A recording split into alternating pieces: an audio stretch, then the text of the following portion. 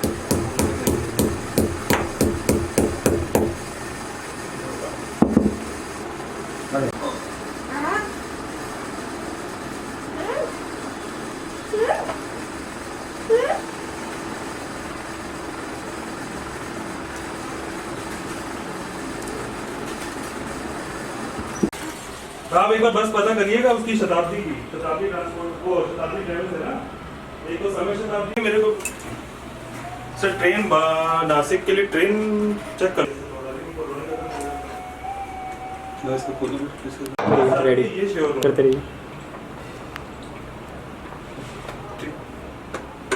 कहाँ से सर बॉम्बे की डायरेक्ट बस है सर, लंबा सफर तो हिंदुस्तान में कुछ बचा नहीं है, रोड ट्रैवल बहुत बड़ा हो गया सर। चलिए रेडी। पहले सबमर्सिबल पंप के केबल को नियत स्थान पर आरवाईवी क्रम का ध्यान रखते हुए जोड़ना चाहिए। टंकी साफ किया वहाँ पे, आपका जो फोन आया था टंकी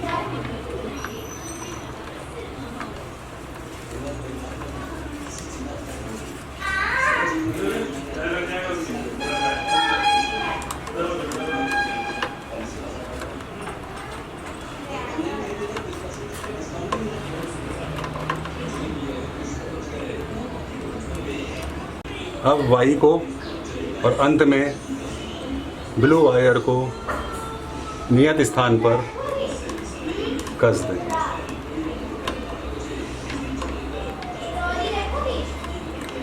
पावर लाइन का कनेक्शन करते समय पीछे से एमसीबी को, घर की एमसीबी या कटआउट को ऑफ रखें।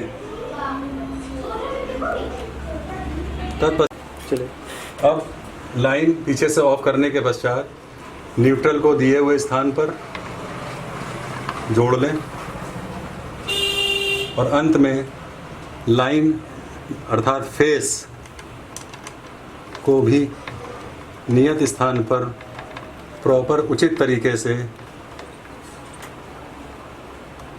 कस लें। कनेक्शन पूर्ण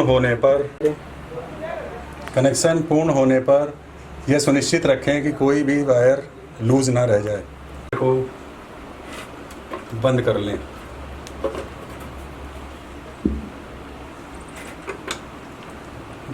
करिए। पॉज कर लें। कसने के बाद एंटीना का मुंह ऊपर की ओर कर दें। अब एमसीबी को ऑन करें। सिस्टम इस प्रकार चालू होगा। ऊपर जो वोल्टेज आ रही है वो दर्शित है और अभी सिस्टम ऑफ में है। पॉज करिए। सिस्टम को मैनुअल से ऑटो मोड पर करने के लिए स्विच को ऑन करें।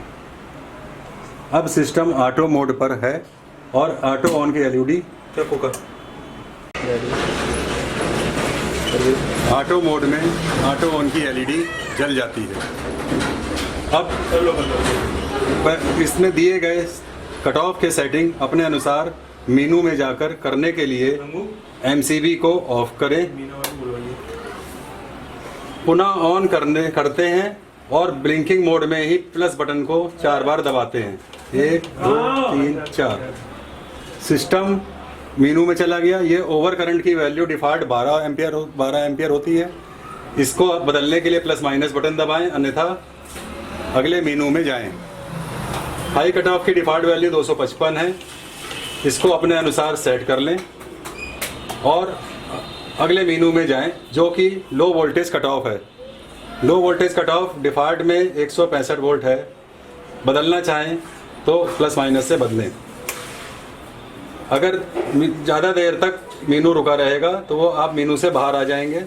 पुनः मीनू में जाने के लिए यही प्रक्रिया फिर से दोहराएं। दोबारा करो ये लास्ट वाला। स्टार्टर का RF लिंक दिखा रहा है कि यह ट्रांसमीटर यूनिट से जुड़ा हुआ है और अब यह स्टार्टर ऑटो मोड में ट्रांसमीटर यूनिट के अनुसार कार्य करेगा।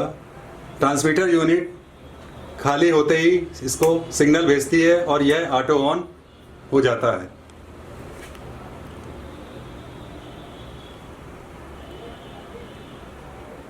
और जैसे ही टंकी भरती है ट्रांसमीटर यूनिट पुनः इसको सिग्नल भेज के ऑफ कर देती है। ट्रांसमीटर यूनिट में एक ट्रांसमीटर का यूनिट और 2 फ्लोट सेंसर साथ में दिए गए हैं। अब टंकी के साइड्स में एक 6 mm का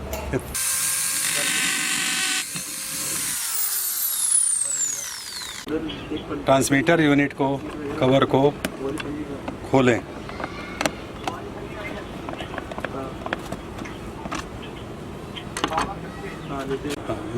ट्रांसमीटर यूनिट को किए गए होल के साथ ही यहाँ पर माउंटिंग करनी है।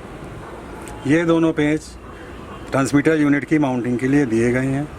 इसमें से एक पेच को इस प्रकार यहाँ पर कसें।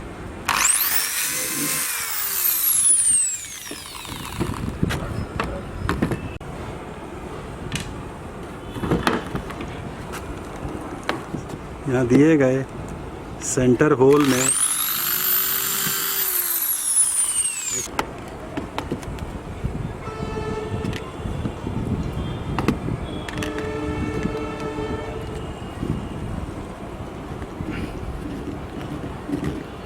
ट्रांसमीटर यूनिट को पूरी तरह कस दें।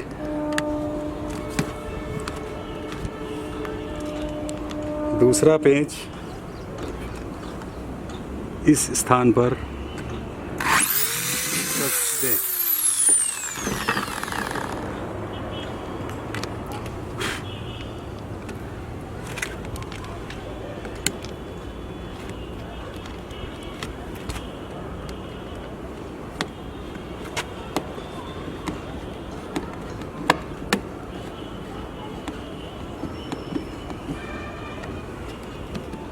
ट्रांसमीटर यूनिट को मजबूती से कसते हैं। टंकी को खोलें और एक प्लास्टिक का PVC पाइप लें जिसकी लंबाई टंकी से कि वह टंकी में एकदम टाइट फंस जाए।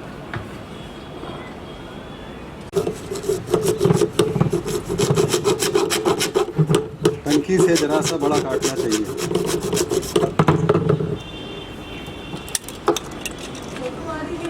अब मैं एक ऊपर और एक नीचे फंसा लें।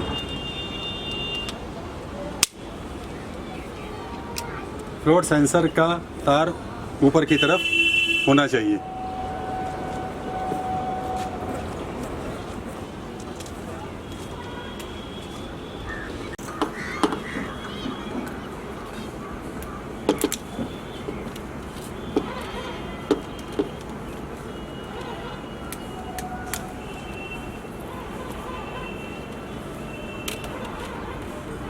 और पाइप को टंकी के ऊपर उस तरफ टाइट करें जिस तरफ आपने 6 mm का होल किया है। फंसा दें।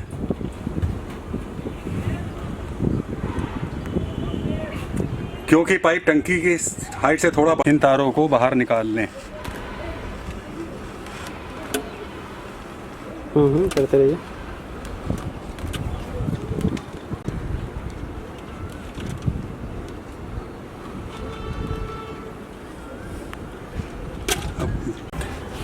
ऊपर वाला फ्लोट सेंसर ओवरफ्लो से आउटलेट से जरा सा नीचे होना चाहिए। तारों को पूरी तरह बाहर खींचें और अब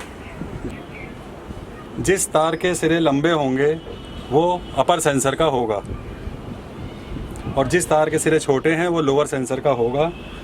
अब इसमें लोअर सेंसर को तारों को नीचे से छेद से निकालें।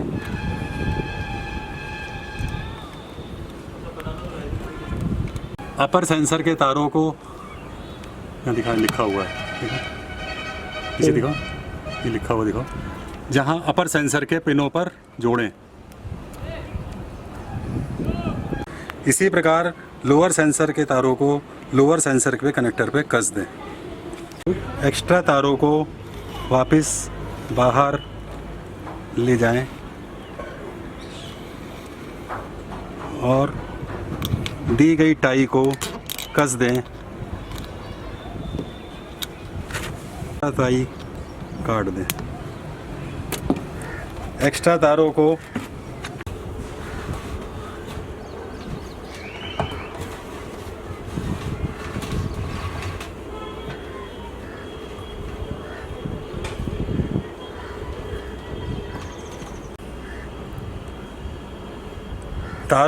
यहाँ कम से कम छोड़ें जिससे बंदर आदि उसको नुकसान ना कर सकें। एक्स्ट्रा तारों को पाइप के साथ टाई अथवा टेप कर दें।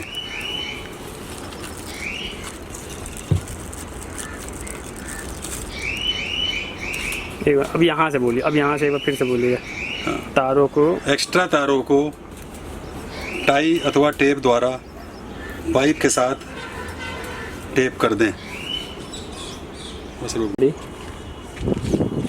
आप टाई अथवा टेप किसी का भी प्रयोग करें।